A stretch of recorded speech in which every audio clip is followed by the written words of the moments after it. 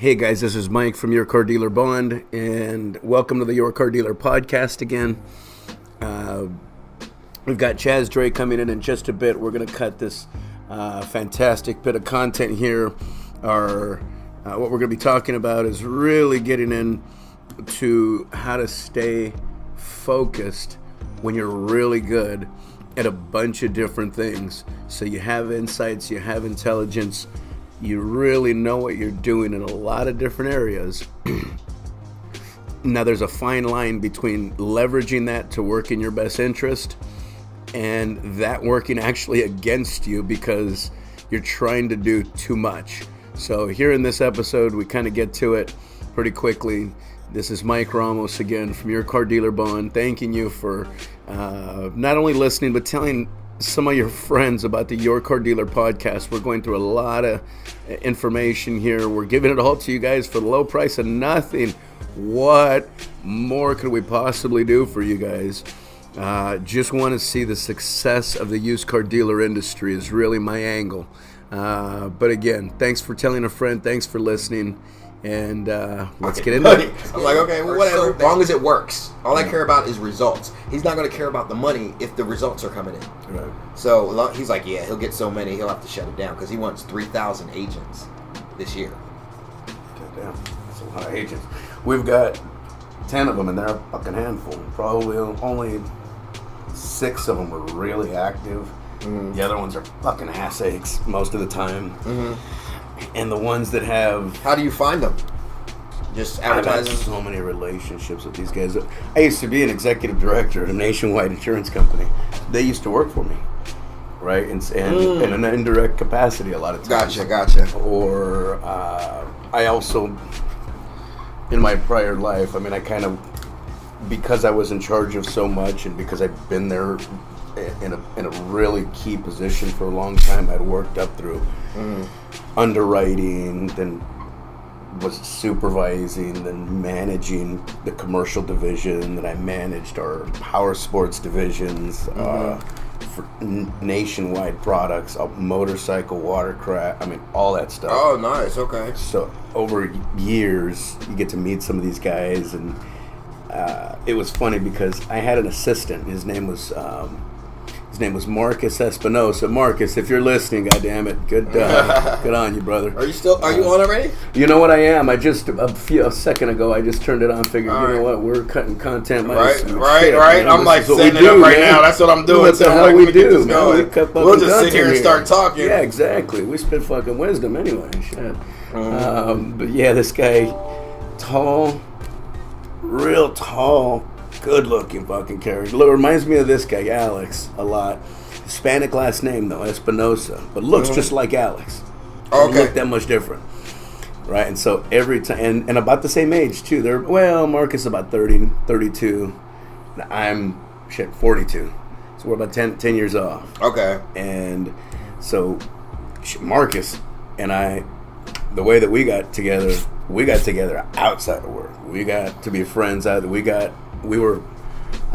hung around sort of the same general crowds. We went to the same high school, not at the same time because we were so far, Right. But we knew a lot of the same people. Hey, this guy so-and-so's younger brother, he's best friends with this guy. Like, shit, I remember so-and-so. That was my boy. This is younger brother's best friend. Like, holy shit. We just kind of started kicking it cool fucker. And I ended up getting him in to this. I needed an assistant, and they said, hire who you want. Go ahead, just interview 5 people or 4 people, whatever you want, but and then make your case of that's who your guy is. And so I have him come in, and I said, shit, man, let's do it. And we brought him in, and he didn't know a dick about insurance, right? From day one, man. Just day one, and boy, oh boy, did he catch it, though. And over the years, this guy's become now a real, like, in that niche. He's like one of the top in the state of underwriters that really understand the programs. And goddamn, this guy's good. But every time we'd go out to meet people, agents that we'd never met before, they'd always know who I was, and they knew who he was. Right. Because they talked to us 100 times, but they just never seen us. And Gotcha. every time when I'd walk in, the first thing they'd do is they'd go shake his hand and say, Mike, how are you? Because every single time they always assumed that he was the boss. Oh, that works. Because he was a tall guy, slender, good looking, he's white. I mean, everything, it fit the bill. He fit He fit the model right. of what they were expecting, and they expected the person that was in my position to look more like him than me. Right, but that's how I ended up with all those relationships and how to end up building out. And like I said, most of these guys are ass eggs because 80-20 with anything, pretty much. Yeah, that's true. It's these guys are such a... I mean, that's shit that he's going to have to deal with. Yeah, I can't even imagine. He said he has like 15 different locations or in 15 states or something like that. Like So he's got the budget for you. Yeah, he's trying to expand and do great things, but he just wants to streamline his marketing. I'm like, so, basically I'm asking him, what are you doing with your marketing now? He's like, well, I'm posting here. And I'm like, the same thing everybody says. I'm like, You're like really doing nothing. He's like, not really, I don't have time. I'm like, yeah, you need a marketing department. That's what we are. Like, we will make everything a lot easier for you, so you just have to deal with the leads that are coming in. So if you're trying to get to a point where you know what you're going to get based on what you're going to spend, this is the system to doing it. Like, the marketing, the way that we market today before this system ultimately will be archaic. Like, it's so far, this system is so far advanced than I'm talking ClickFunnels, the Billie Jeans, the Grant Cardone, what everybody's doing. Everybody's doing the same thing. Mm-hmm. Russell Brunson, everybody's doing ClickFunnels. They've got maybe like Lightspeed or Lead Pages or all of these different types of programs that you have to manually build out. Yeah. No more. You ain't got to manually build nothing. The guesstimation is basically you put enough money and you're going to get in front of enough people to bring in what you need. Mm-hmm. Well, this, you can put an exact amount and know exactly what you're going to get without any doubt. And it's not like, for instance, I saw Billie Jean. He said he spent like $30,000 or $35,000 in a couple of days or something. And he got, all these views, all of this stuff. Yeah, but I guarantee you if you put that same $30,000 into this system, he's going to blow away the leads that he got. Not only that, he's going to get better quality leads. They're going to be people that are looking for him because we concentrate. Okay, so in the internet, there's 95% of the people are just surfing, hanging out. So what most of them are doing is putting their information in front of them and hoping that you catch your attention. Well, the system deals with the 5% that are looking for you. Mm-hmm. That's what they concentrate on. That's what it concentrates on in just this arena. That's Facebook, Instagram, all of that. But it also does Google, Yahoo, Bing. It does Yelp, YP, all of that kind of stuff. So, and then it has, you got your referrals. But each one has a different type of lead. This system goes to everything and pulls the best ones and then allocates all the money to that. Ridiculous. So yeah, he was like, I'm ready. Let's go. I'll bring you a check tomorrow. Cashier's check. Let's go. When can we start? I was like, I don't have another opening until the 21st. He was like, well, that's next week. Let's go. I'm ready to go. 21st, 5 days. He's like, that's every month? I'm like, yeah. He's like, all right, so the 15th of every month, I'm like, yeah, sure. That works. But it's so nonchalant now. It's not really like, I'm not really trying to sell you. I don't really care if you do it or not. I really don't. I'm like, listen, eventually you are going to do it because everybody's going to do it. Mm-hmm. Right now you can get in before everybody. You can kill, because if I get another, say, life insurance agent, I'm not going to take another life insurance agent in this area. Mm-hmm. So you're first. That means and not only that, I'm only going to deal with like 15 clients. Myself, personally, where you get me, my cell phone, and I'll help you no matter what.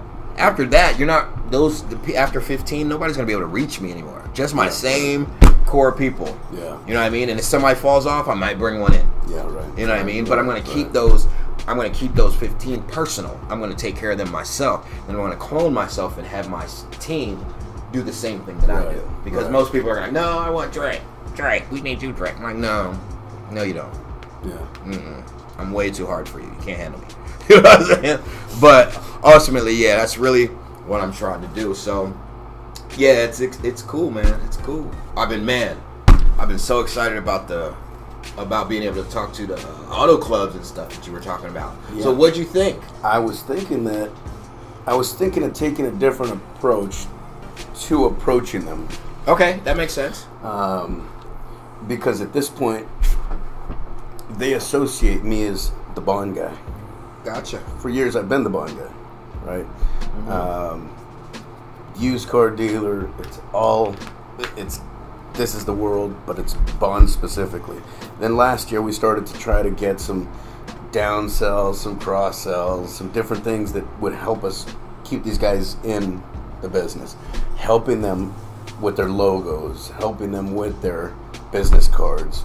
We got some software that just kick ass. That just really quickly we can put together some very fucking beautiful layouts for these guys that are specifically geared to this industry. We've done some other ones. We just got done with the gardener. We just got done with the tree service. We had a few of them that were doing some different, because we noticed that these fuckers don't know what to do. They get their bond. We see them before they even start the business, right? So they're getting their bond before they do know anything. They don't know shit. They've got their business license. They've got their reseller's permit with the Board of Equalization. They've got their fictitious name statement. They've got the checkbook and the business name. They go get a license with the DMV, but now I know how to sell cars because I used to work at this dealership, or I know how to sell. I like people like me. I like the auction. My dad's got a few extra shekels to put together, and once they have the bond, they can go and use that for. They can use that to collateralize their the financing for their inventory. So they go to the auction and they get $50,000 worth of inventory. They just say, pick what you want. If you pay it back within 21 days, 28 days, you don't pay any interest. You just do like a credit card, and you just get, that's why it's all timing with these guys. Oh, okay, I got so it's got to happen so fast because then it's not on their dime, right? Gotcha. Shit. So they're trying to hurry up and get it done, but these guys don't know what the fuck's going on, and they're trying to cut every corner possible. They'll get these little chicken shit business cards made up that don't even have a logo. They just have their name written, kind of not really professional. They've all got Gmail or AOL. Oh, jeez. Like it's all, but yet they're trying to sell you a $6,000 car. That part hasn't changed. They're still trying to sell you that $4,000 or $5,000 car on the lot, but yet now they're trying to do it and compete with the guy next door, and they're not really being able to do that right because that other guy's worried about his branding. He's worried about his marketplace position. He's worried about the long. He's thinking 5-10 years out. This guy's thinking of, how do I make it till next month? How do I pay all how many this sales? shit? I gotta get these. Yeah, I gotta sell. Right. So they're constantly, and then they get running on that hamster wheel, and then they never actually look back to, okay, now how do we fix these problems in the business? Which is why I think that something like what Allison's doing is very valuable, because you get going so fast and you start just, I'll get back to that and fix that later. I'll get back to that and organize that later. Yeah, that doesn't happen. And it doesn't fucking happen. It never happens. I've noticed it with my folders. Some of my folders, it's like, fuck, what's in this folder? I haven't looked at this goddamn folder for years. Shit, why is this one? Only the wording's just slightly different, but it's the same as what's in this folder. But because I created them at two separate times, and I didn't really focus. Did I already have the folder? Nah, just create it and throw it in there. Jeez. And there's one or two of these folders that are extra created, and it's like, I've got to consolidate this. You got to go back and organize this thing. And if you just get going so fast, we did this as a part-time business for the first 3 years. It grew to $750,000. No, it grew to about $600,000 of revenue in a year, with us just still part-time. Oh, wow. I was an executive director still of nationwide operations for this fucking large insurance company. I wasn't doing this full-time. We had a part-time gal, we had a full-time gal, part-time gal, and then my partner and I did this part-time from work. So shit, at that point, there's all these different lanes of communication between her, me and these people, my partner and these people. So things, they do get fucked up right out of the gate, and that's where I think some of these guys kind of, they go this way instead of that way, and then they end up with no clarity, and then how do they get into ClickFunnels? How do they take that next step to get to that website? How do they take the next step to really get their shit together? That's a hard step when you don't know anything and you don't know anybody. So ultimately, I mean, what I've found is just keep it simple. Keep it real simple. Hey, I've got a good, like what Alex did was basically text him and said, I know you're looking for ClickFunnels and marketing and social media and stuff like that. I've got a guy for you, and I'll give him your number. He'll hit you up, see what happens. That was it. Yeah. That's all he did. Mm-hmm. And I think if you keep it simple, leave it up to them, because I didn't, I called him, I texted him, and then I didn't hear. I left him alone. So pretty much how I do it. I'm like, if you're interested, if you feel like you need it, you'll hit me. If not, that's cool too. Yeah. Either way. Yeah. So ultimately, it's just informing. You want to inform, because you never know. They might be looking for something and talking to people, but don't know who to trust. A referral is your best lead, because then it's someone that that you trust, that knows someone that they trust. So now, that likelihood of you closing that lead versus them one of the people that they don't know that's coming in, the likelihood of me getting those deals is a lot higher, right? Because it's a recommendation, right? And they're like, okay, and then it's immediate. Like, I noticed that with referrals, it's like we have already known each other because we know the same person. Right. You see what I'm saying? Right. So if you've been dealing with them for years, it's just a matter of mentioning, listen, this is, because essentially you said you wanted to check it out. Yeah. So tell them, like, I've seen it. It's good. I want you to check it out. Yeah. If you're interested, let me know, and I'll hook you up with it. Yeah.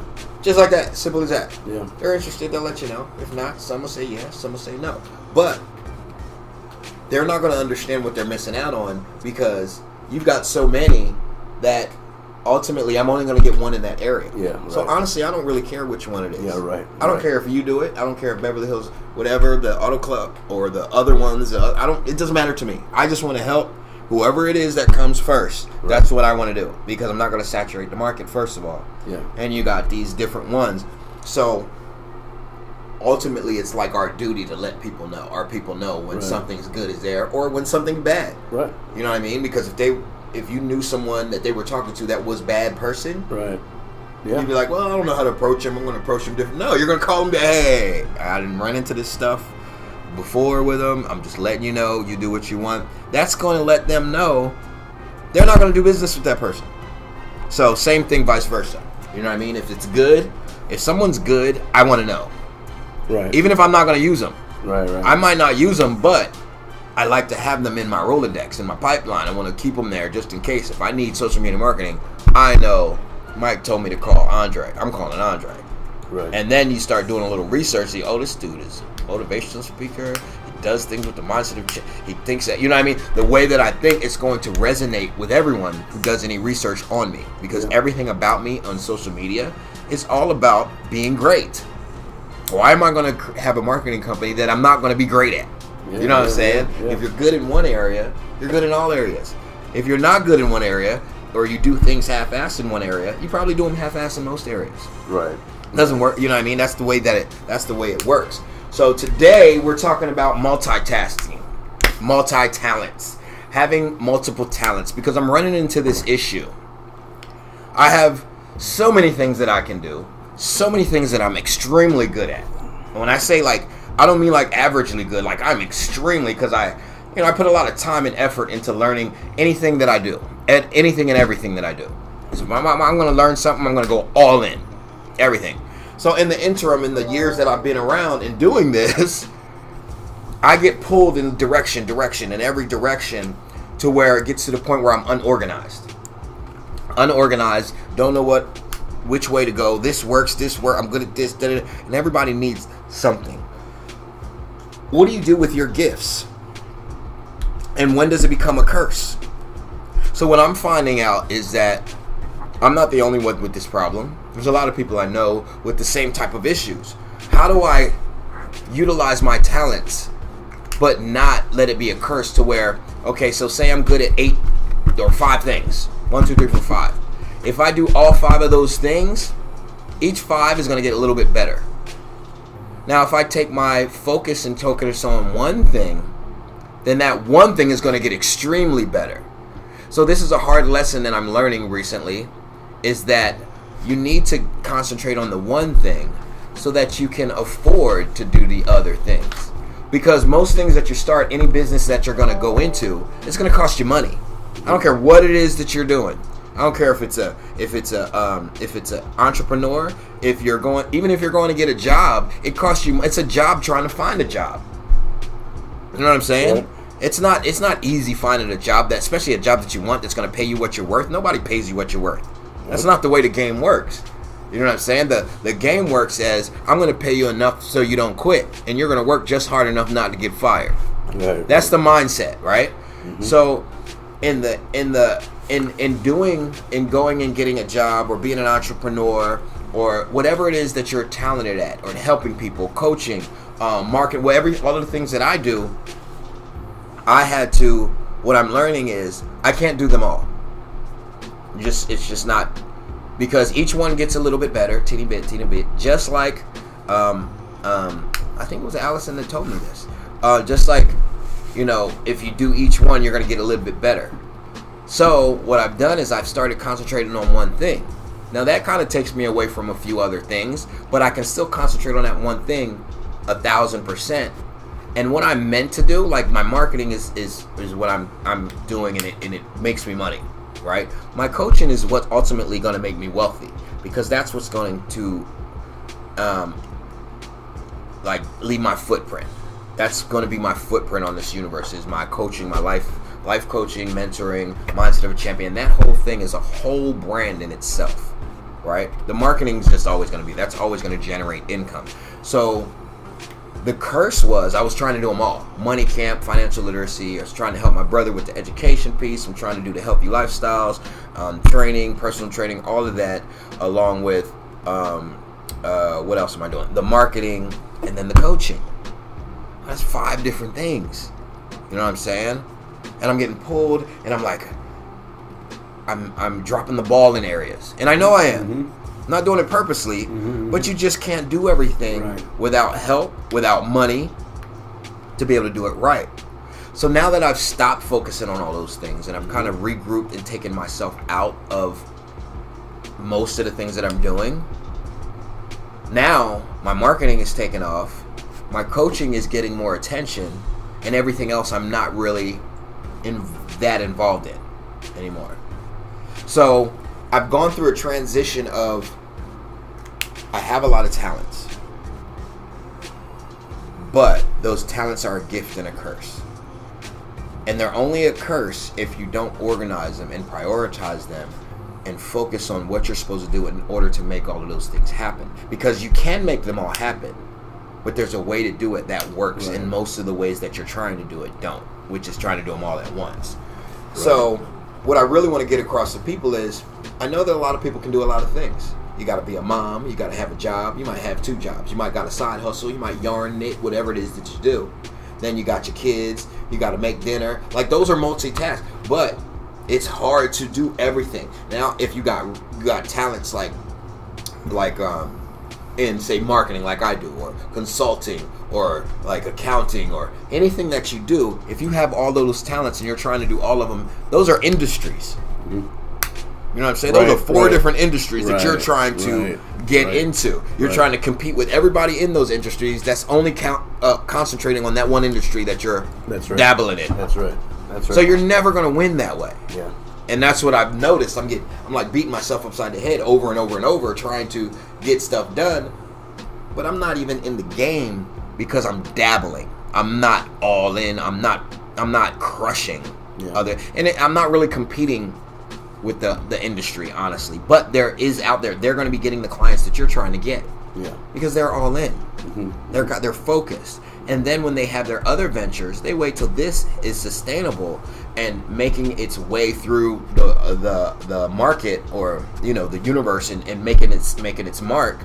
Once that does that, it pretty much is self-sustainable. You don't need to do a whole lot. It doesn't need the attention it needed before. So now you can go on to this, but you got to have patience. You got to organize. You got to understand. You got to focus, because it's hard not to do what you're good at. It's really hard to do that. Yeah. To say no, even though you're good at it, you're probably better than most at it, and you can do it, but that's going to take away from what you're really supposed to be doing. Maybe you should do that later. And a lot of times I think it's just the universe testing you to see if you know how to say no to certain things. stuff like that. You know what I mean? What do you think? They're always. I constantly hear this. Is that the most important thing you could ever do is say no to a lot of things, and because a lot of stuff, whether it's. I did a video on this last year. It was a shiny object syndrome. Oh yeah, that's exactly what this is. Is that women have that? You not just men, not just them. I mean, fuck. No, men have it too, but women just love shiny things. They just, hey, wait a minute. To me, the shiny thing is, oh shit, ClickFunnels. Oh shit, Pinterest. Right. Oh shit, there's Instagram now that we can boo. Oh shit, I can do this, and now pixel targeting, and there's all these things now that in my world. These are the shiny objects to me. Right. You know what I mean? Me too. And, I get it. And in the car dealer world, it's shit. I'm at this auction, and look at this. Look at the Land Rover over here. That looks underpriced. Look at this Honda over here. It doesn't really fit with what we're doing here, but it doesn't fit with the overall scheme of my dealership and our flooring plan. But that's okay. That's a beautiful price on that one. I think we can get that underpriced, and if we can, we could probably make $1 on it. Mm-hmm. And you start to engage in some of these things. Look at that motorcycle. Fuck, I bet it's going to get hot pretty soon. People are going to be buying, people are going to get that text. And you start kind of, look at the boat. And they're all running through the same auction. And these are shiny objects that just keep on flowing through. And everybody just sees the dollar sign. Everybody just sees that there's a potential opportunity. Mm-hmm. But they're not looking at the opportunity costs. Right, that are associated. That's with that. where we're missing. That's what we're missing. That's exactly. And I had to hone this shit in myself. The only reason I did this goddamn video last year when I did it is because I was getting caught up in it. I was getting caught up in the whole rat race, including the podcast, because all this shit.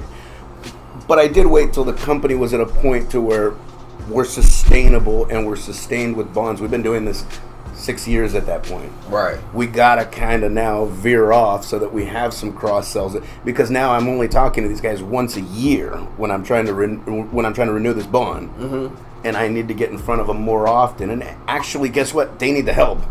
Like you said, it's almost our duty once we know that there's a need. Once we know, we gotta tell them. We're trying to. I don't care if you do it or not, but I'm just letting you know you do what you want with the information. Exactly. And that's how I look at it. Right. Just throw it out there into the universe. Let it take care of it. Right. So that's why I said, like, so what? Okay, so I know you said you want to try a different approach. I think so the approach is going to be kind of a reverse, almost, in that the way that I look at it is, and this kind of brings me to some data that I gathered this morning, right before you got here. We got 16 total episodes of the Your Car Dealer podcast. It's 1,342 total unique downloads. Okay. 1,300, almost 1,350 downloads. 125 is the single most downloaded episode. So about 125 is the tops. Okay. I uploaded this morning at 2 o'clock in the morning, part 2 of that goddamn thing. The 2-hour one? Fuck, it took me I had so many... that's the last time I break a fucking podcast in half because of all the... Yeah, that's why we keep it... Did you put the alarm on? 1 hour? Yeah, I got it right here. Jesus okay. Christ, because it was a goddamn nightmare. Because once you change the name on one of these, if you ever fucking start a podcast... listen to it out there. If you change the name of the original file that you recorded, because one's going to be named part 1 and one's going to be named part 2, it completely fucks everything up because the way that you saved it was under a totally different way. So now it's saying, I can't find the file. I can't find the data. There's no data here to support it because no matching name is what you just named it. It took me goddamn 2 hours to figure that out. So, but 2 in the morning, that thing went up, and between 2 in the morning and 7 a.m., it had 11 downloads, which doesn't sound like a lot. That's the second half of that one. The first half of it was uploaded 10 days ago. It's got 55 downloads. Invest in Yourself was a podcast. That's our second podcast that we did together. 81 downloads of that one. Again, the best episode that we've ever had 124. That was the second. What we did? No, that was total. That was what I did last year. Oh, I got you. It was last July, I want to say. Last June, July is when I cut that one. So it's had all that time to catch all of those people, all those downloads. And that only got to 124. We did one 5 weeks ago, and that's already at 81 downloads. So 204 podcasts that we've done. One downloaded at 2 in the morning. One downloaded 10 days ago, and then the other one's about 4 weeks ago. We've gotten 204 downloads so far on 4 podcasts. Which the only reason I mention any of that shit is that I think that this is called the Your Car Dealer Podcast. I have a feeling that car dealers are, and I've just had to upload, I had to upgrade, I should say, our hosting plan because we had already done so much content this month. I had to increase it. So we had to increase our bandwidth to accept even.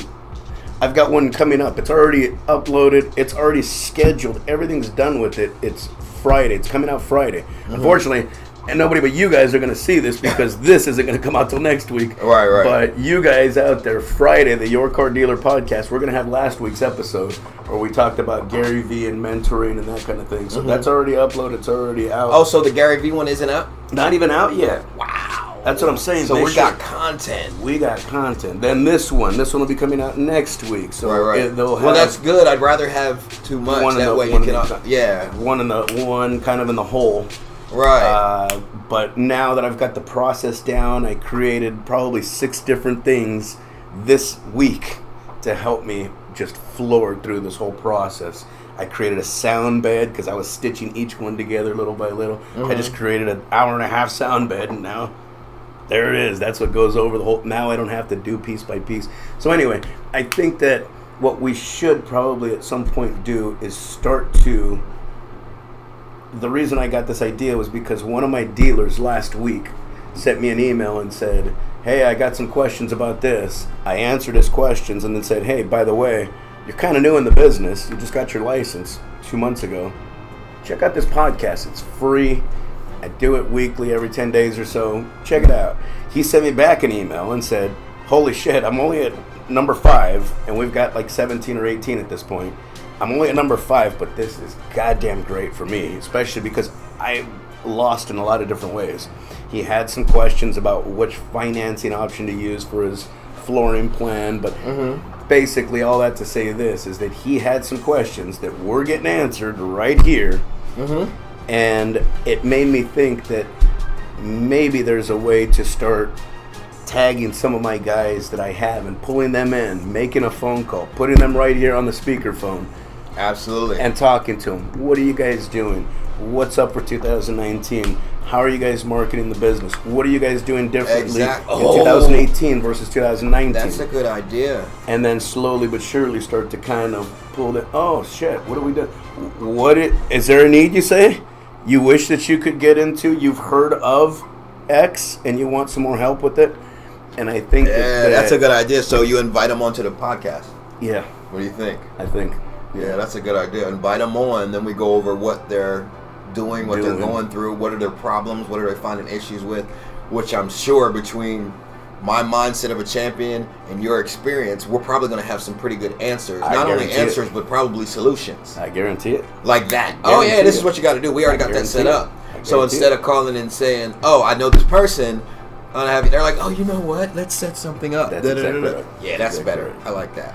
Because it's now just an introduction to what it's really taking the time to listen, right? We got 2 ears and 1 mouth for a reason, so we're taking the time to listen. What is it that you're doing? Chew the meat, spit out the bones. Figure out. And this is how this whole business started. Was I saw the opportunity, but I saw that there was a problem. Every single time I did a class, I educated somebody. I sent them over to this guy to get a bond. He was falling through the cracks here, and this guy wouldn't call him back for 4 days. That's why this business started, because I knew that we could deliver a better service and give them the exact same thing or better. That's exactly what I think we do here, is that we're able to listen to what their needs are, where their pain points are. And like you said, if all we are good doctors, I don't give a shit who's coming through my practice. Come on, come all. Right. Line up, and we'll keep it nice and organized, and we'll line you fuckers up. And I've got access to so many of them at different levels of the game. Started out a year ago, started out 6 months ago, started out 6 years ago. I've been in the business 20 years. Some that are super ultra seasoned already. J-Star out in Anaheim Hills, Beverly Hills Car Club, obviously out in Beverly Hills. These guys, we might still be able to feed off of, and they might still be able to feed off of what we're doing. And we might still have some symmetry. And they might even give you some great tips on what they're doing to help out your dealership or your business. Right? Because if you're out in the middle of Selma, they don't give a shit. You're not competing with Beverly Hills Car Club. That's for damn sure. Oh, no. So from their position, which is the reason why I don't mind giving out a bunch of my insights, is because, go ahead, try to build your own insurance agency that specializes in car dealer bonds. Good fucking luck. By all means, knock yourself out. All you're gonna do is go and spin your wheels because it's too tough. I just heard Sam Evans talk about this yesterday, where a lot of people want to create something that's nice and easy. Where's the quick advantage? How do I get a quick advantage? Right? Is the quick advantage in this piece, this piece, this piece? Where's the quick advantage? And he's saying some of the most well-respected, most successful businesses in the world don't think that way. They think the opposite. What's the most complex, time-consuming piece of this infrastructure I could create so nobody else can go back and try to recreate it?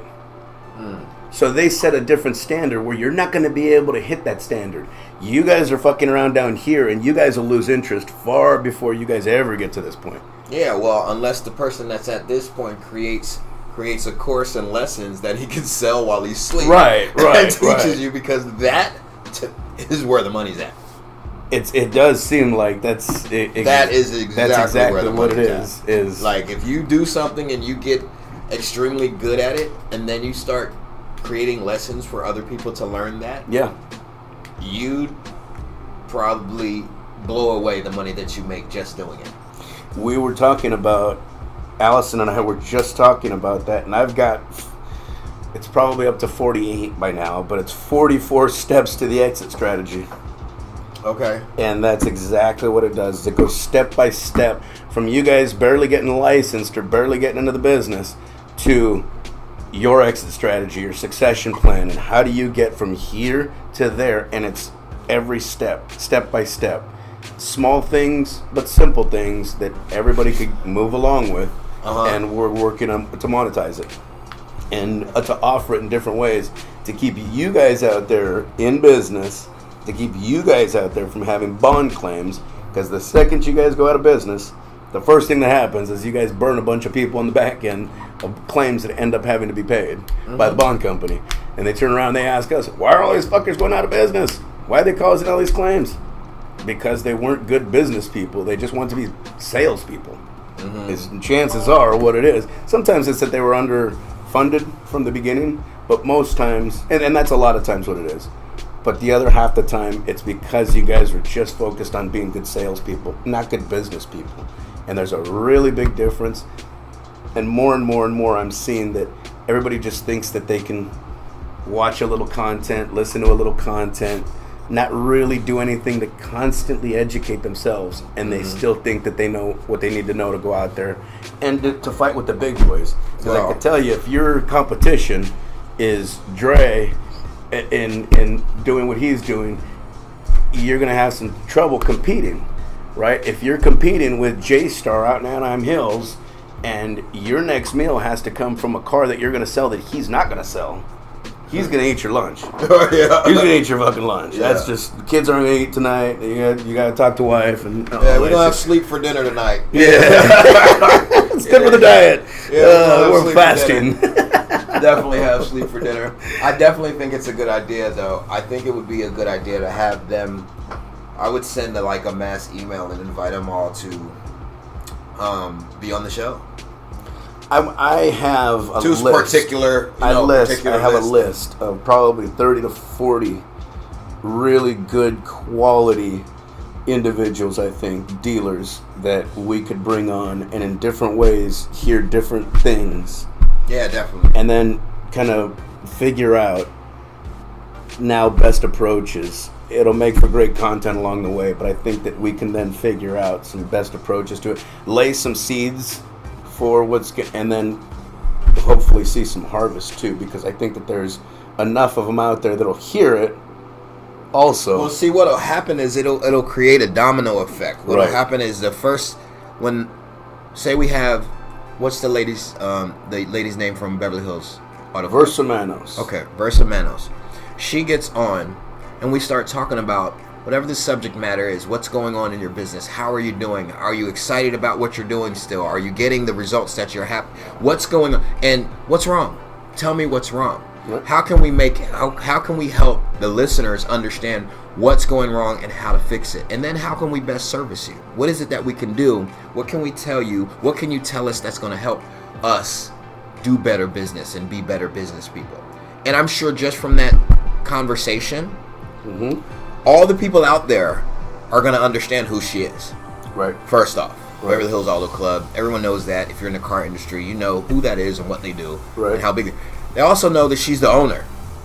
You see what I'm saying? Right. And that she knows what she's talking about. This isn't someone just talking out their ass. This isn't, I don't know if I should. No, you know when she talks, she knows what she's talking about. Right. You know what I mean? I think the dialogue between us would be really, really good because we'd all be learning, all three of us. Yeah. You know what I'm saying? And we'd when you're learning, when you can learn from someone, the relationship actually is a lot better because you know you're always going to be getting better when you're around these people. Right. That's a great feeling. And for someone like that, it probably doesn't happen very often. Right. You know what I mean? So people like Versa, she isn't used to people being around that's going to challenge or make her better. I'm pretty sure that's not a norm for her. She's the one that's the best and everyone's listening to her. Right. If we can offer her something within our mindset to make her think a little bit better or change, tweak just one thing, do you know how much she's going to appreciate that? Because it's been probably a while since it's happened. And I've noticed that with successful people. If you can, even me, when I find people that can help me, like Allison, I've been in ResCom a few years already. I haven't seen anyone even close to where I would hire them to help me with anything, really. Like as far as mindset, business, whatever. I just haven't. I don't really have a problem spending money with people. It's just I gotta see it. Well, if I see that you're helping me and I actually feel it, like it's a feeling. You can feel when help is actually something that you didn't know, something that's gonna make you better, something that's gonna help you expand your mindset to help you be a better version of you. When you feel that, it changes you. It changes how you see how you see the person and people that are responsible for it. Now you understand them as they're on a different level with you. You see what I'm saying? Yeah. Allison was on a completely different level than most of the people that I know. Oh yeah, sure, yeah. You know what I mean? Yeah. No, she is. I'm seeing the same exact thing, and it wasn't hard to see too. Right, it's easy. Really, it's easy, and that's what's going to happen with her. It's not a thing that we're going to have to try very hard. We're just be ourselves. Right. And if she happened to listen to the podcast, she would know that, but she probably doesn't. I wouldn't expect her to. They have one. Oh, they have their own. See, They there have you go. one. Right. So maybe we could go vice versa. We'll go on hers, and she can go on ours. Yeah. But just by doing that, now she's going to listen to ours. Yeah. You know what I mean? Yeah. She's going to want to hear what we're about. Yeah. And that's going to make her feel better about who we are and what we're doing. Even though she's been doing business with you forever, this is a whole nother level. Now we're getting into the meat of it, like who we really are. Do we really like each other? Do we really want to do business on every level? You know what I'm saying? Like, hey, Mike, do you know anybody who does this? You know what I mean? Now it comes to that. Now she's asking. Now there's a certain amount of respect because she understands your work ethic, your integrity. She understands that you're going to reach out and make things better for her, and she can learn from you. Yeah. All of those things are great things, but that goes into being multi-talented. Gift versus curse, and there's a fine line. So what you're saying about having all these talents and be able to do all these things, we're able to do that. We're able to multitask and be multi-talented and utilize our talents in ways that will, best benefit us and the people that we're around. We can do that. What the problem I find is that when it gets to a point where you're fuzzy kind of on when to not do it and when to do it, and that's been my biggest issue.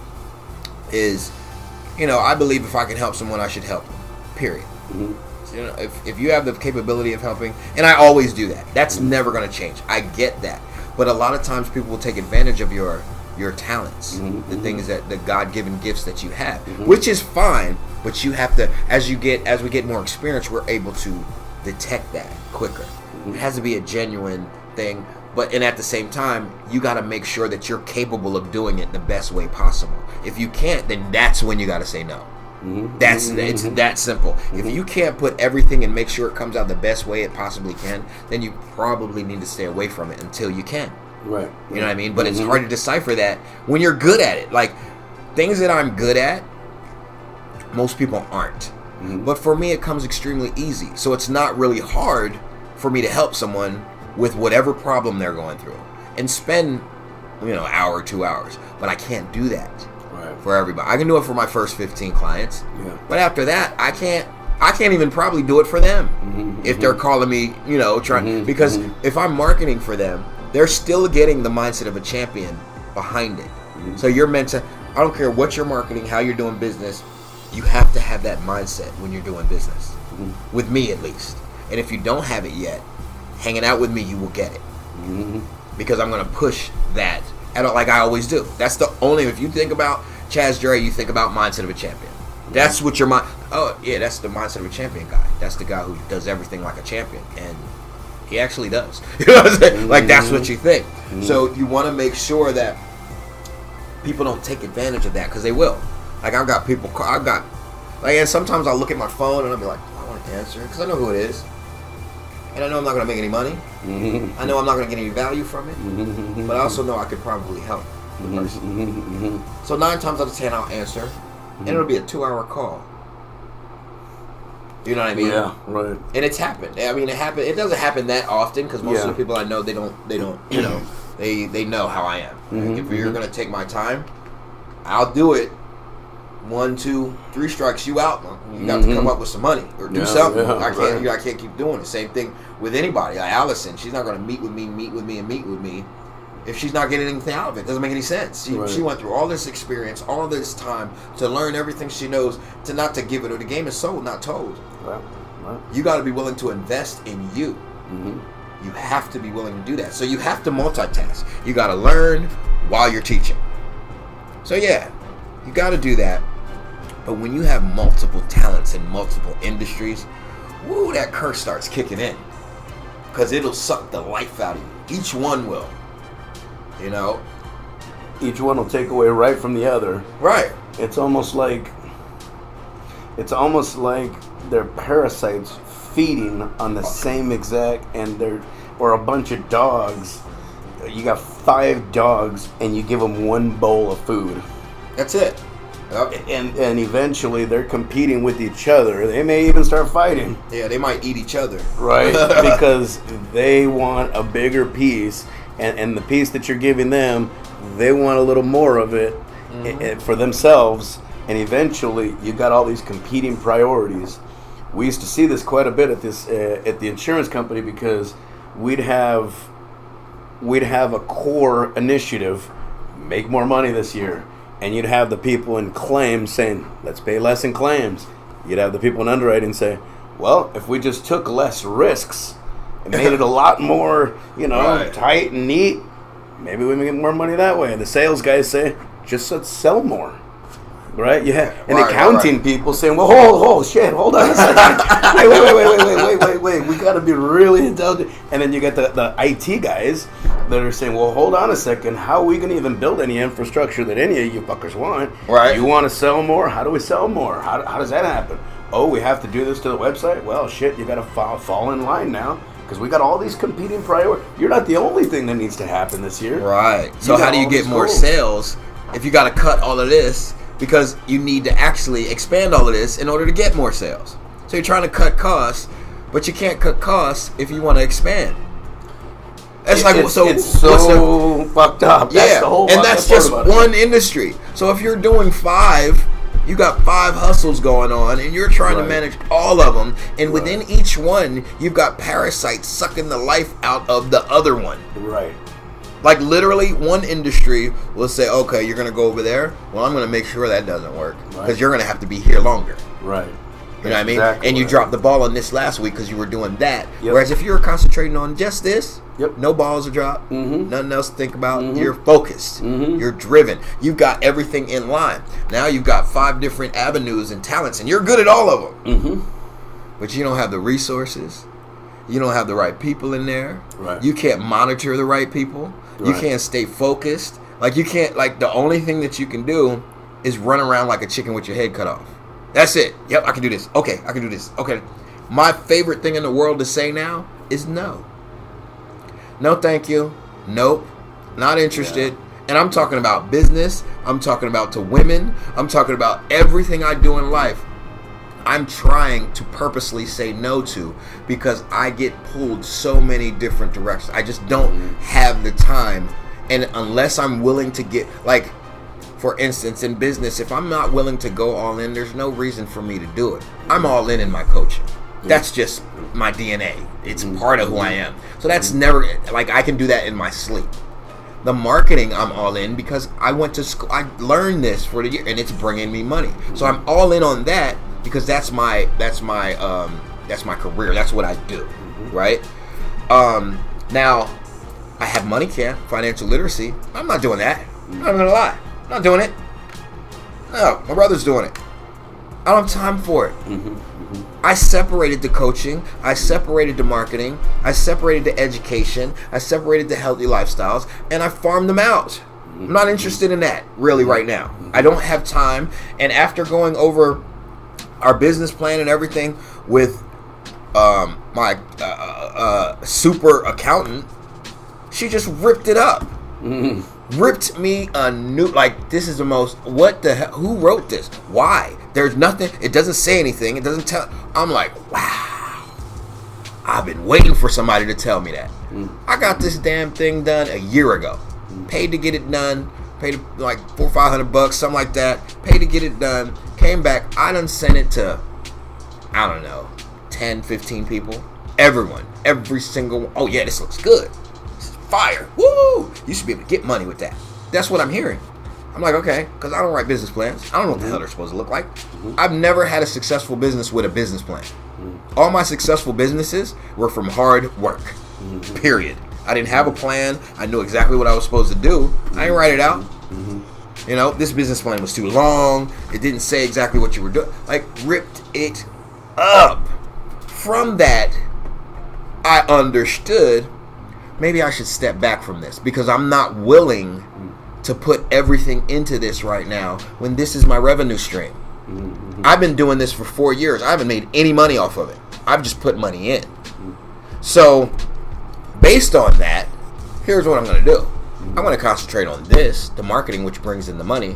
I'm going to always do the coaching because that's just what I do. And this part is going to have to wait until I have the money to support it. I can hire the staff. I can get everything done correctly. But until that point, I'm not even interested in it. Like remotely. I love Money Camp and I love everything it stands for and everything we're supposed to do. But I can't give everything to it. And I know that. So I would be doing an injustice if I tried. So I step aside, still own it, still everything's good, still pay the bills, whatever for it. But my focus is marketing because I know if I do that correctly and I do what I know I'm about to do for everybody that I get, that will pay for everything. Not only everything, but now I can fund the different ventures that I have. I can start investing money in the things that I want to invest in. Like this is going to help me so much, do so many different things. But I really had to stop everything I was doing. Yeah, right. I had to stop. I was like, I can't, it's not going to work. I can't do it. I'm not going to do it. So I stopped. And since I've done that, marketing has really done well. I got to say that Allison was dead on correct. Spot on. Yeah.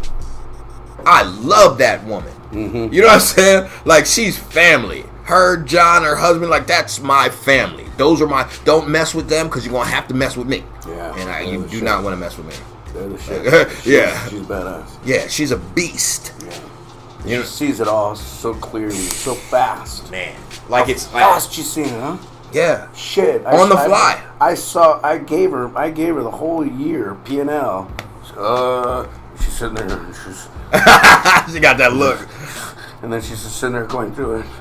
What's this? What about this? How about this, Mike? What the fuck are you doing here, Mike? Tell me more about this. Why are you doing this again? Explain that to me. I don't get it. This doesn't make sense to me. Why? And I mean, some of the shit she's putting my feet to the fire on. It's what about this? And you guys have a mobile app. Give me a list of your assets. There's a mobile app here. What do you guys do with it? What have you guys done with it? You guys have this app. You guys have put together this infrastructure. And that was part of my plan, was get the infrastructure in place. This year we'll work to actually organize and create the right strategy for it. I should have done that that way the first time. Right. But now that we are where we're at, this is exactly the way that it was just going so fast last year. Right. That now that we're taking a step back and I'm taking the time to look at these things with her and going by this list piece by painful piece. And what about this? How much are you spending for this? Do you really know? Do you really know how much you have to make every single day to pay every single bill? You really know that number? And is that an antiquate? Is that the number it was 2 years ago? Mm-hmm. Is that the number it really is now? Because you've got a couple extra things. She dissected your shit. Oh, shit. We went through. Shit, I'm already on my fourth or fifth time with her. Mm-hmm. And every time, I'm thinking there can't be that much more. Shit. Mm-hmm. Shit. She just ain't told you yet. Shit. There's more. There's more. But it's all improvement. And it's not just go out and go chase your tail over here. Right. And every time it's there's what about this? You're not seeing this piece. Have you ever thought about this? Don't do anything. Just put it in the back of your mind. Marinate on it for you. Because in 2 months, 3 months, we're going to start talking about that and what that may be able to be for you. And this is the kind of shit that it would have served me so much better. I would have saved so much time and money if I would have had a goddamn handler from day one doing this with me, and not letting me spin my wheels in these other areas. Trying to figure it out and shit. That's exactly what the hell happened, is now looking back at it. And shit, this is not an unsuccessful business. We're doing plenty fine. Right. It's just that there's so many opportunities for improvement to where we're here, but we should be way the fuck out there based on what we actually have here. So we're going to really work to get it out there, but there's so many different pieces of the infrastructure that we're really having to work on before we get and really blow this thing out. I'm hiring another guy. I've got 2 outsourcing outlets now that I'm using. My boy Tan, what's up, buddy? Out there. We are just, it's really doing well, but I think you nailed it with this piece of, if you have some direction from some people who know what they're doing and they're kind of investing into you. And this is our way into investing with you, because we can't have these 2-hour conversations with you guys individually. Right. We can hit 150 at a time. Mm-hmm. That makes a little more sense. That makes a lot of sense. Right? But it doesn't make a lot of sense for us to have 150 hour-long conversations. No, not unless you're paying us extremely well. That's when it makes sense, and then it's all tailored to you. Right, it's tailored to you and your business and what your mindset or whatever it is that you need help with. But overall, those are just 2 separate entities. There's group price and then there's individual. One-on-one, this is what it costs, because you're taking me away from all the people I could help. Opportunity cost. If you want that, then it's going to cost you. Right. But if you want to go to my class, well, that's different. And you can get into that for a reasonable, that's right. You just had one last night. Yeah. How'd that go? You were talking about that went well. You guys had what? Almost 100 people, I think. It was packed.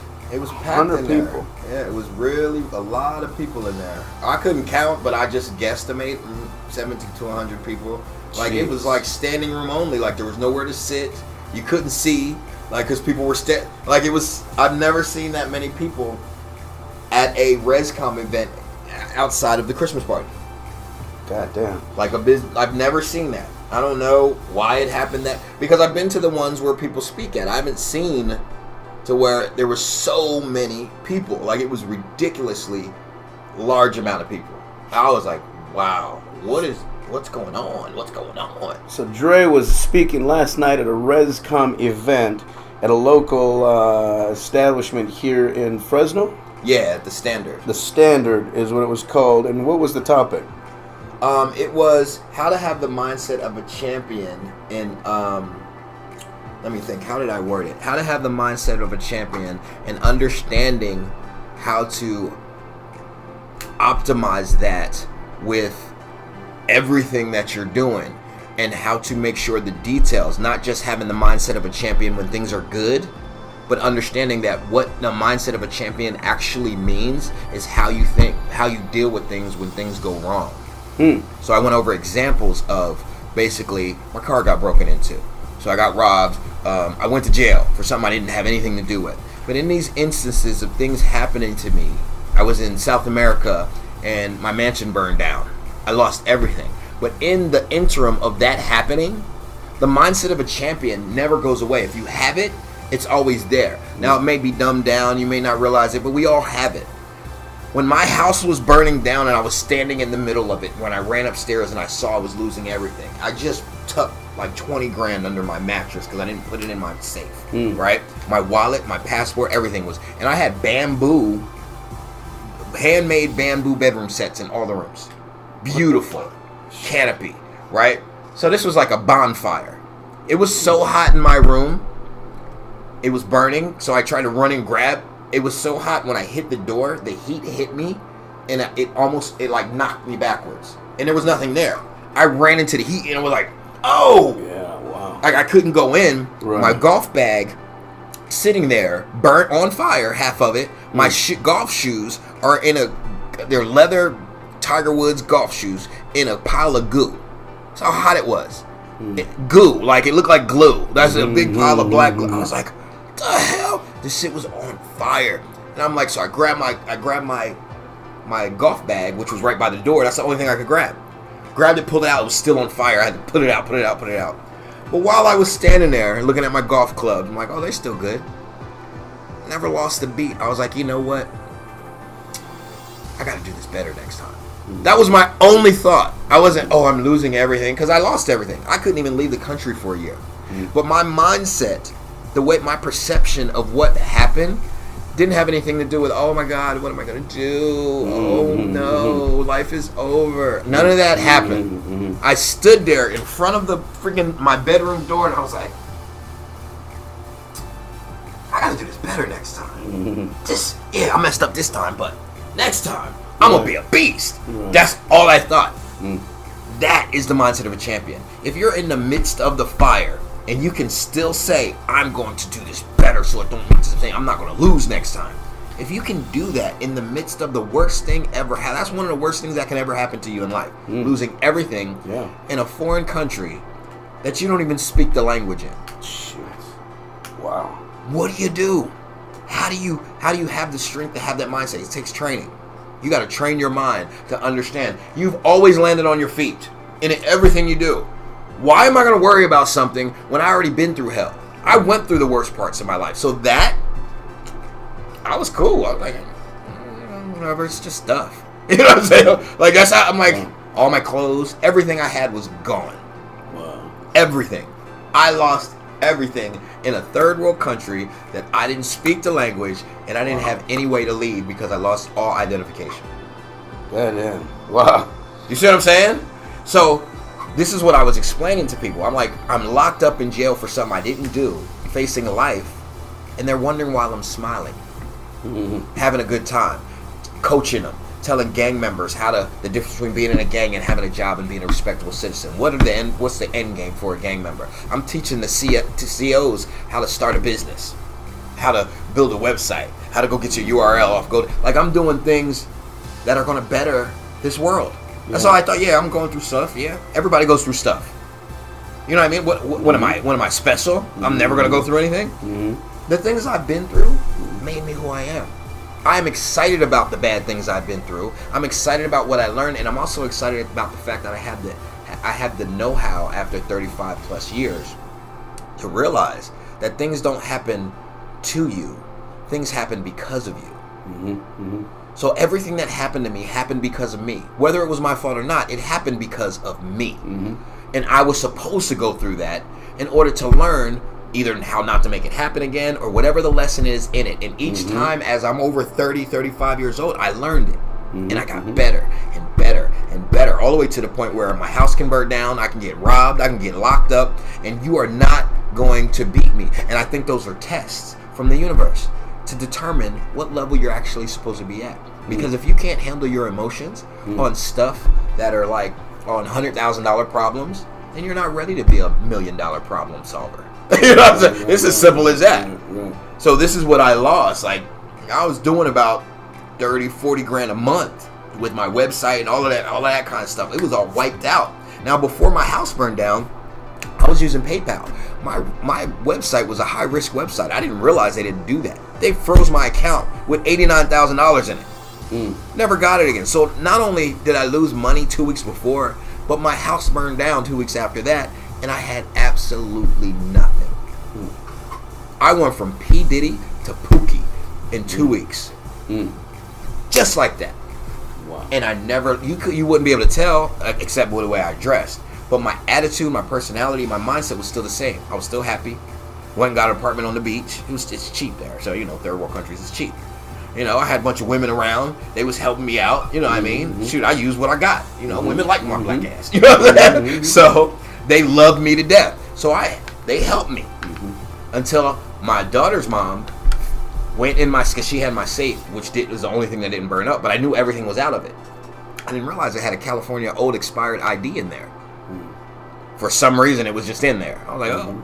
She showed it to me, and I was like, I'm out of here. I went straight to the U.S. Embassy. I was like, can I get a passport? They were like, oh, yeah, no problem. I'm like, you guys are so nice. You know what I mean? But that's what what I spoke about yesterday was basically the mindset of a champion isn't about how you have the mindset of a champion when things are good. That's easy.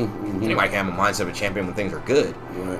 How do you have a mindset of a champion when you're losing, when you're hurting, when you just lost the championship game in Game 6 last year and you got to come back next year, or you're down 3-1? Yeah, that's when you need to have the mindset of a champion. That's when they won. LeBron won.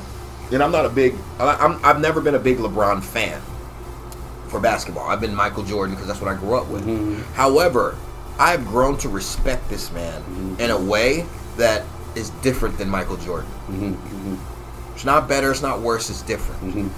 I've grown a respect for this man that is so much larger and further than what I felt for Michael Jordan. And it's almost, and I was fighting it because I didn't want to. But you can't help it because this man has the mindset of a champion in everything. Family, work, health. And this is what I went over with them. You need to have the mindset of a champion in 3 different things: health, wealth, and relationships. Those are the basic things you need to worry about. And most people don't care about their health. They don't pay attention to it. Everybody's worried about wealth, but nobody's willing to do what it takes to get there. Investing in themselves, all the things that it takes to sacrifice the time. Nobody's willing to do that. And in relationships, you do what suits you.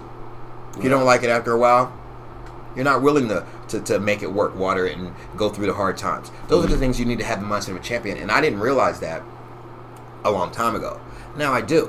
So my point was to get that across to him. Listen, mindset of a champion. When you think of ChasDre, you think of mindset of a champion. You think, oh, it rolls right off my tongue. This is 47 years of me practicing this and it getting beat out of me and me going through hell to understand. I have to go through that to do what I'm meant to do. I know I'm meant to shift the universe. And if I can't handle getting locked up or losing stuff or somebody robbing me or business not going right or focusing or investing in myself, paying some, if I can't do all of those things, then I am not ready to be $1 million a month, $40 million, $100 million. I'm not ready for that. I have to be able to handle things on a small level before I can step up to the larger level. And you have to have the mindset of a champion in the details, the relationships, your kids, your wife, your job, your side hustle. You got to have a mindset. You got to have a mindset of a champion when you're deciding whether you should do one of your talents or all of your talents. What best fits your life and the people that are around you. You know what I mean? Yeah. So that's really what we spoke about, but I only had like 10 minutes. So I was like, yeah. Oh, I thought it was like an hour. No, we were there for 2 hours, but everybody was talking, and a lot of people wanted to come and get leads and stuff because they knew it was a lot of people coming and all of that kind of stuff. So some people didn't even stay to see me. They wanted to try to get as many, and they weren't ResCon members and stuff like that. So they were trying to get their little hookups and stuff like that. But no, he was like, Dre, we're not going to have a lot of time. Because we started late, and we had to figure out where to go, and we're moving chairs because there was so many people. And I'm like, dude, I don't, whatever. 10 minutes, an hour, either one, they're going to get it. You're going to get one. And it was good. It was really, really, really, really, everybody really, really responds well when I start talking shit. Because that's what I'm doing. I'm like, literally, just don't do dumb stuff. Really love yourself enough to give yourself the best. Have fun. Have as much fun as possible. Help as many people as possible, and don't do business with dicks. That's how I ended it. That's really what it comes down to, because right now you're getting infested by parasites, like people that just suck the life out of you with negativity and complaining, and they could be family members. Usually they are family members. We talked about that before, and I explained I don't have any room for that in my life, and it has nothing to do with the personal and emotional side of it. I don't think emotionally. I love my family. I love everybody in my family to death. Don't mess with them. I will fuck you up. I can't be around them too long because I can't do the negativity part. I can't do the I don't want to be a champion part. I can't do the I'm going to settle for being average part. That's not me. And if I'm around that, then I'm going to become like that. And that's unacceptable. So therefore, it's very easy for me to make a decision. It's not about my emotions. Like, listen, this equals this, which equals this. I don't do that. So I'm going to have to do this, which will equal this, and it's going to keep me from you. But if you want to be in my world, you got to go this route. I'm not changing to the dum-dum route. I don't. You want to be a dum-dum? I'm not going to judge you for it. But I'm going to call you a dum-dum when I see you. Because you're being dumb. But I'm going to love you. I'm going to say it with love. Because I do love you. But if I didn't love you, I wouldn't tell you. Well, because I love you, I'm going to tell you. They don't want to hear that. Everybody wants you to rub on their tummy. Don't be telling me that. That's messed up. Why you telling me how dumb I am? How, unhealthy I am? Or how, because I messed up with my wives and da-da-da. Look, I'm not here to tell you none of that. You know it. I don't have to tell you. I'm just going to tell you stop being a dum-dum. And if you really, really want help, then you'll sit down with me and come up with a way to change your perception of what's going on. Because everything that people do is based on their perception of what's happening. So if you can tweak your perception, then it changes how you react to everything. So my perception of everything is usually completely different than everyone else. I never see what everybody else sees. I see greatness in everything. So like I was told him this story yesterday. I was talking to my accountant the other night, and the first thing she said was, don't get mad. And I'm thinking, get mad? That's why I was just like, whatever. And she ripped my shit up. She's like, get a pen and pad. I'm like, a pen and pad? She's like, yeah, you're going to need it. I'm like, oh, shit. Okay. I start writing shit. She just starts going off, and I start smiling. Because no one's ever told me this. I appreciate honesty. Like, honesty is being honest is the sexiest thing in the world. I don't care how bad it is. And I learned that 25 years ago with my girl who was honest with me about something horrible. But it turned my mind to, I love that girl more than after she told me than she did before. Just because of that. So the fact that I know she's used to dealing with people that take things the wrong way. Everybody takes things that you start ripping up somebody's business that they work on 4 years to put all this money on. They don't want to hear that shit. No, I was like, thank you. Because now I know to move my focus. Because it's evident that I'm not doing this the way it's supposed to be done. And until I can, there's no reason for me to do it. So I appreciate you telling me that because no one else did. And I've had a lot of people look at my business plan. Yeah. You know what I mean? So it was a sense of relief. I felt good, and I felt good about her. You know what I mean? The fact that she'll come out and tell me, and I'm not easy to tell somebody bad stuff to. I know that. You know what I mean? Because I'm very, very vocal. But I want to hear it. If something's wrong, tell me, because I'm going to debate it if it's debatable. But the way, the things that she would say, she's an expert in her area. I didn't have to debate it. I knew she was, like, that's what I like. I knew she was right on.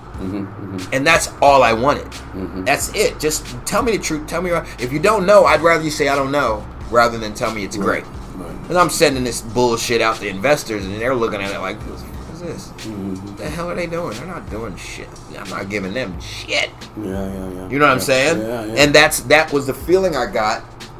And she asked me before, she's like, has this business plan served you well? And I was like, she said, well, that's a no. I'm like, yeah, you're probably right. It is a no. Not really. It hasn't done anything. You know, so I started getting into, but those things are really, you know, what I talked about last night and how to handle them, because I didn't think of it as, I even told her, I said, I was trying to figure out what part I was going to get mad at. I didn't hear anything to be mad at. She's like, you know, people respond differently when you're ripping apart their dream. I was like, oh, well, this ain't my dream. You don't worry about that. But even if you did rip apart my dream, which is, you know, ChasDre coaching and stuff like that, what I'm supposed to do, it wouldn't bother me. I just do it better. Like, okay, now I have the tools. I know what I'm doing wrong. I can fix it. Like, kind of like Allison. Exactly. She doesn't tell me what I want to hear. She tells me what I'm supposed to do. Right. Andre, you can't do this. You can't do this. You can't be all over. You know, and she starts going in, and I just start smiling because I love it. Right. Because I've never had that. I've never had people actually give me constructive criticism because they cared about my success. Yeah. They were just doing it to put me down. Most of my life.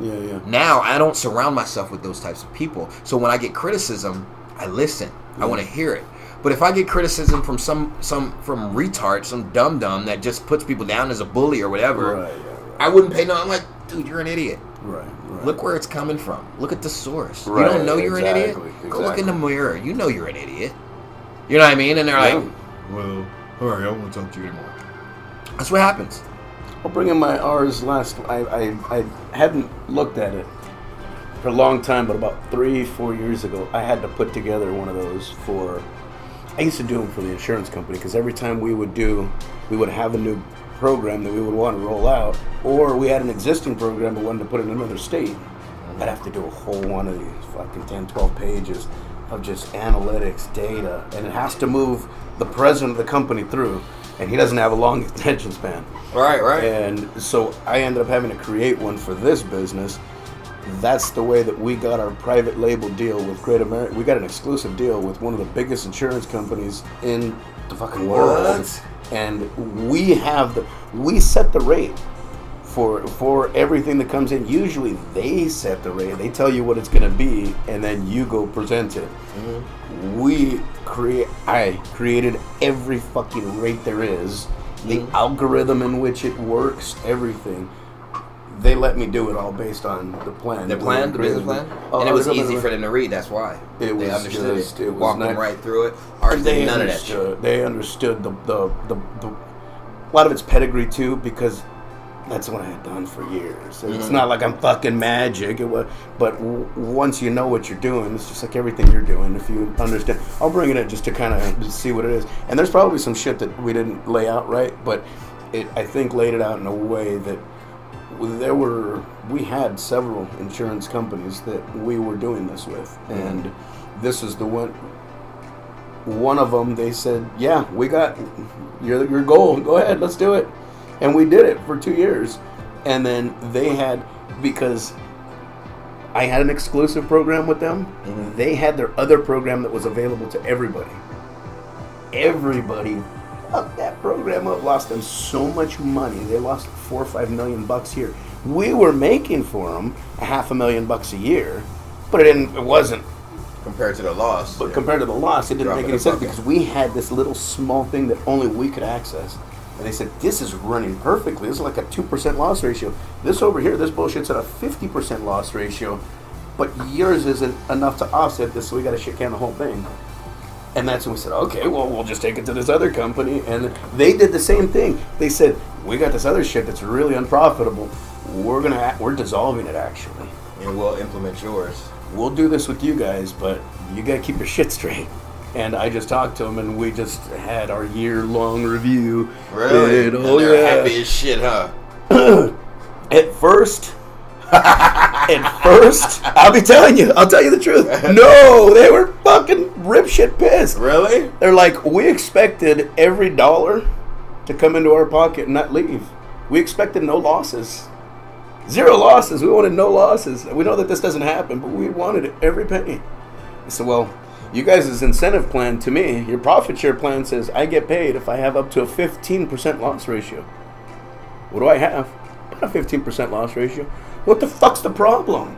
You guys are saying that you guys expect it to be 0. You guys are incentivizing me to anything up to 15. I'm getting chipped off. Right. As long as it's so how 15. In the fuck is that wrong?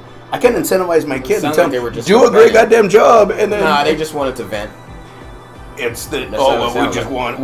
somebody got their ass kicked and turned around, didn't understand the numbers, and said, on an annual basis, here's what it looks like. Yeah, but on a 3-year basis, which is what you got to...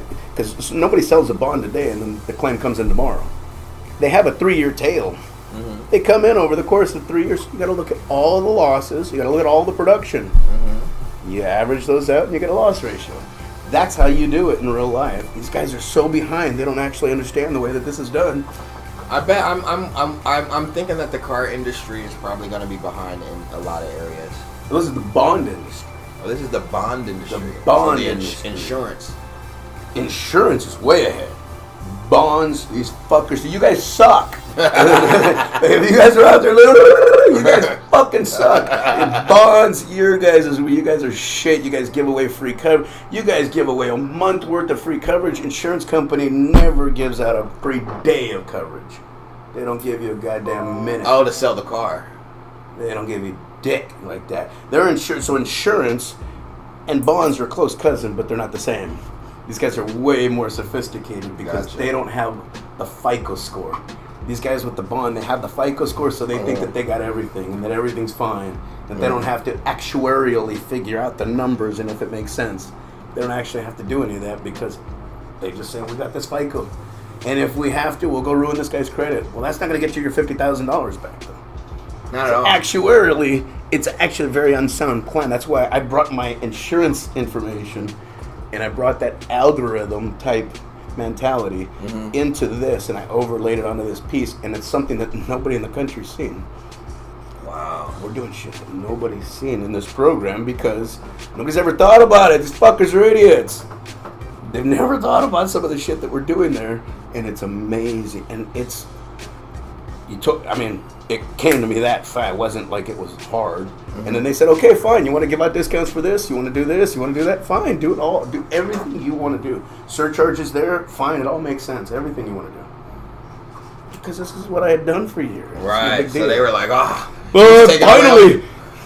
He's taking away. We don't have to do it anymore, and this is perfect. That's exactly what it is. That's exactly what it is. Just like marketing. That's the same thing. But ClickFunnels here. Fuck it. You know what you're doing? Wait, I can trust you too? Yeah. Oh my god. Wait. And I'm gonna get results. I know what I'm gonna get. I'm done. Done deal. Here you go. Who do I write the check to? That's what he asked me. So who do I make the check to? And I was like, here's my card. Money Camp. There you go. He was like, somebody called. Hold on. Let me get this ready. Shit, man. Well, there it is. The Your Car Dealer Podcast. It's ChasDre and Mike Ramos. We're bringing it to you guys again on Instagram. It's ChasDre and everything else. Facebook, all that shit. And it's all Your Car Dealer Bond for the rest of it for us. You guys take care out there, and you guys have a great week. We're at about an hour and 20-some here. So you guys take care out there. Have a good week, and we'll have another one for you guys real soon. Hey, look, we were talking about...